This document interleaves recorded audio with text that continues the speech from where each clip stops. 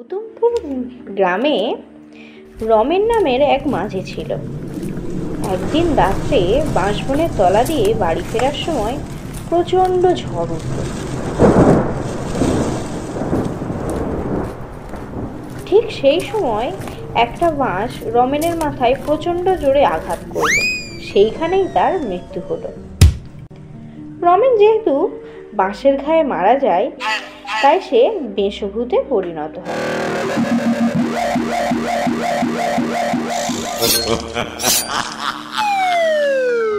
ও এরপর থেকে সেই বাঁশবন হয়ে ওঠে রমেনের থাকার জায়গা। একদিন এক বণিকের বাণিজ্য করে ফিরতে অনেক রাত হয়েছিল। তাই সে ঠিক করলো সে হুতুমপুর গ্রামে কোনো এক গ্রামবাসীর বাড়ির রাস্তা কাটিয়ে নেবে। সে সেই বাঁশবনের পথ দিয়ে হাঁটতে লাগলো।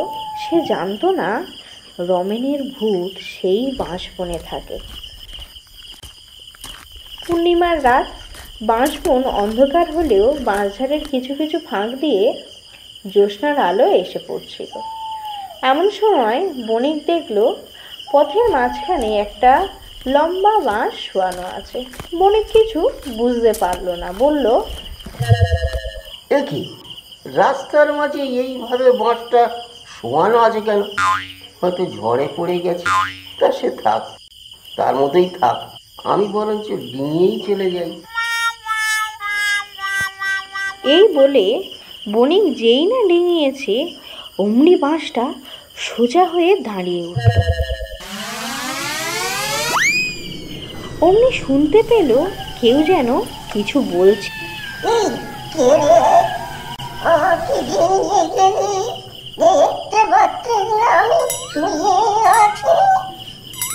এই বাজখায় গলা শুনে বণিক তো ভয়ে ঠক ঠক করে কাঁপতে লাগলো এবং দেখলো যে বাঁশটা উপরে উঠে গিয়েছিল সেখান থেকে একটা লম্বা হাত তার দিকে ছুটে আসে।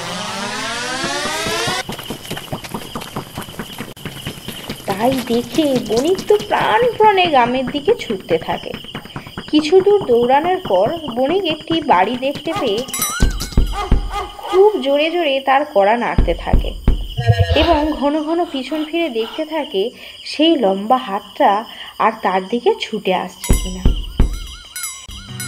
এত রাতে জোরে জোরে কড়াঘাতের শব্দ শুনে বাড়ির কর্তার ঘুম গেল বিগড়ে। এত রাতে আবার দরজা হাতড়ায় কে? তিনি একটু বিরক্ত হয়ে গজগজ করতে করতে এসে দরজা খুলে দেখলেন এক বণিক খুব ভয় পেয়েছে। কর্তা জিজ্ঞাসা করে, এ বাবু, আপনি কি কি কি হয়েছে, কি কি দরকার, আর আপনি এভাবে হাঁপাচ্ছেন কেন? বাড়ির কর্তার কথা শুনে চমকে উঠে বণিক বলল, আমাকে আমাকে আপনার বাড়িতে একটু ঢুকতে দিন। আপনাকে আমি সব কথা বলবো, নয়তো সে আমাকে এক্ষুনি ধরে ফেলবে। বণিকের এই কথা শুনে কর্তা বাইরের দিকে তাকিয়ে দেখলেন বাইরে বণিক ছাড়া আর কেউ নেই। তখন সে বণিককে জিজ্ঞাসা করলো, আপনাকে কে ধরে ফেলবে? কে কে তাড়া করেছে? কাউকে তো আশেপাশে দেখছি না। বণিক তখনও হাঁপাচ্ছিল।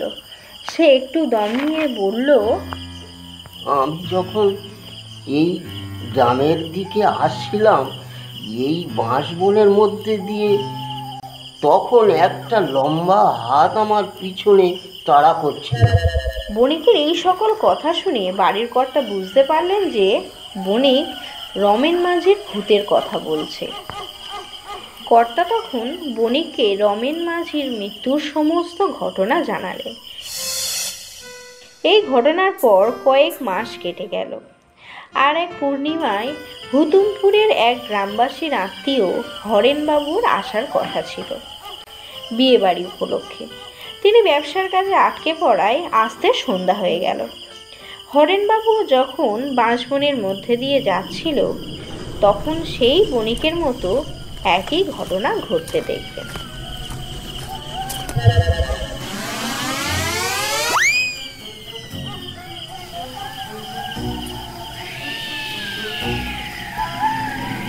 এছাড়াও তিনি দেখলেন শুধু হাত নয়, দুটি পা সেই ওপরের বাঁশের মাথা থেকে মাটিতে ঝুলছে। এই ঘটনা থেকে সাধারণ মানুষের জ্ঞান হারিয়ে যায়, কিন্তু হরেনবাবু ছিলেন খুবই সাহসী। তিনি ভয় পেলেও সেখানে দাঁড়িয়েছিলেন। তোর আমাকে দেখে ভয় করছে না? তোর দেখতে ভারী সাহস, দেখবি তোর মুটকে দেব আর আমার সঙ্গী করে নেব। হরেনবাবু ভয় পেলেও একটু সাহস করে বললেন, এই ব্যাপার, তা আমাকে সঙ্গী করতে চাও করতেই পারো, তবে আগে বিয়ে বাড়ির ভোজটা খেলে হতো না? অমন গরম গরম তুলতুলে লুচি, বেগুন ভাজার লোভ, উফু, সামলাতে পারছি না যে। হরেনবাবুর এই কথা শুনে রমেন ভূতের চোখে জল চলে এলো। সে বলল, কি গো বলো, বিয়ে বাড়ির ভোজ কতদিন খাইনি, মরার আগেও খাইনি, মরার পরেও খাইনি। তাহলে চলো আমার সাথে, দুজনে বিয়ে বাড়ির ভোজ খেয়ে আসি। হরেনবাবুর এই কথায় সাই দিয়ে রমেন ভূত বিয়েবাড়ির ভোজ খাওয়ার আনন্দে হরেনবাবুর পিছন পিছন চলল। বিয়েবাড়িতে গিয়ে রমেন ভূত বিয়েবাড়ির নিমন্ত্রিত সমস্ত লোকের খাবার একা খেয়ে ইয়া বড় একটা ঢেকুর তুলে বাঁশবনে ফিরে গেল। বিয়েবাড়িতে রমেন ভূতের উৎপাত দেখে সবাই ভয়ে এক ধারে সিটিয়ে গেল। কারোর আর বিয়ে ও ভোজ খাওয়ার কথা মাথাতেই এলো না। সবাই যে দিকে পালালো, দৌড়ে পালিয়ে যেতে লাগলো।